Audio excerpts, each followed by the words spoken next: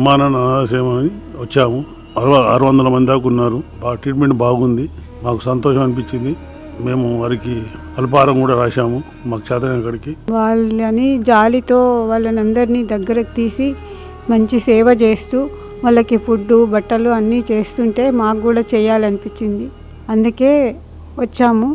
కొన్ని బట్టలు ఇచ్చాము, ఒక పూట అల్పాహారంకి పెట్టాము. ఇంకా ముందు ఇంకా ఎక్కువ చేయాలని ఆ భగవంతుని ప్రార్థిస్తూ వాళ్ళకు కూడా మంచి చేయాలని కోరుతూ ఉన్నాము.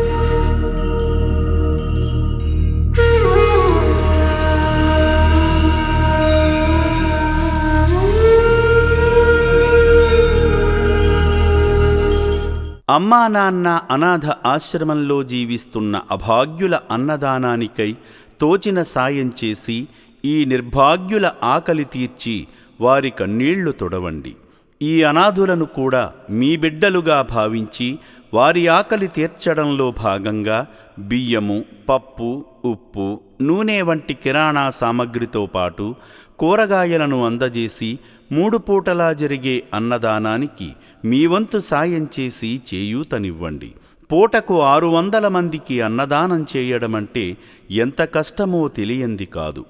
ఈ అనాథుల ఆకలి బాధలకు చెలించి మీరు చేస్తున్న సాయం వల్లనే ఈ అన్నదాన యజ్ఞం నిర్విరామంగా కొనసాగుతుంది.